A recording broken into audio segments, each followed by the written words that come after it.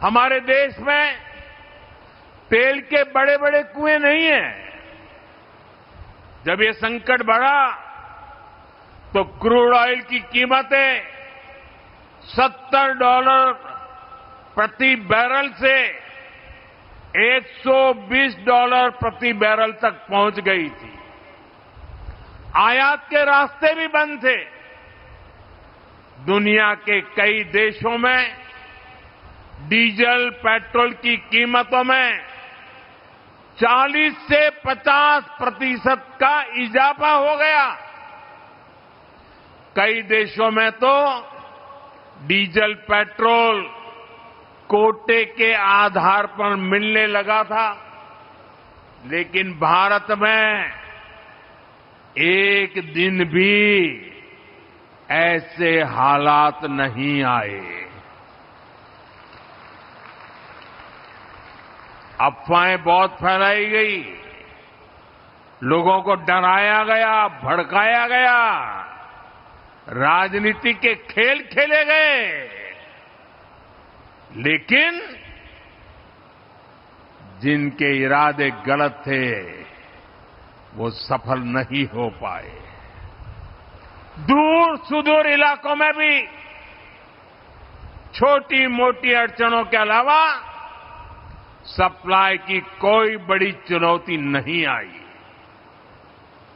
अप्रैल से जून के बीच ही अकेले डीजल, पेट्रोल में 75,000 करोड़ रुपए से ज्यादा का घाटा कंपनियों को उठाना पड़ा।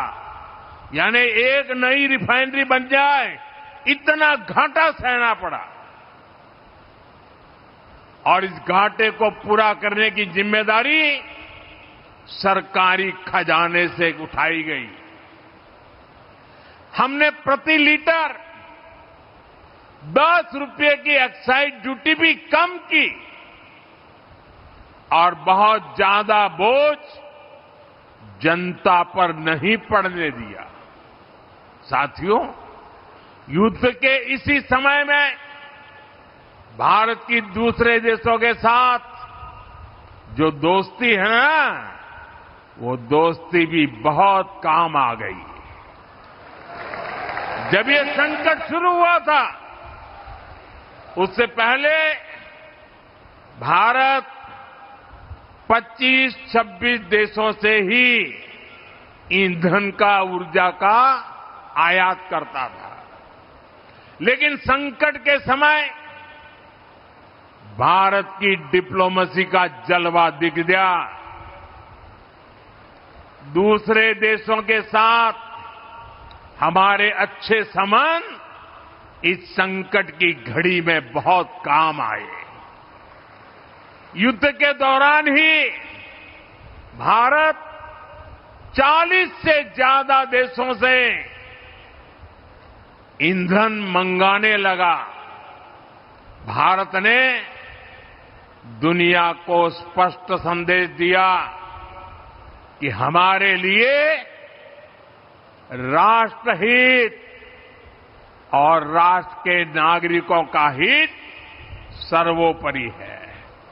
नागरिक देवो भव, ये हमारा मंत्र है। साथियों, इतनी अप्रत्याशित चुनौती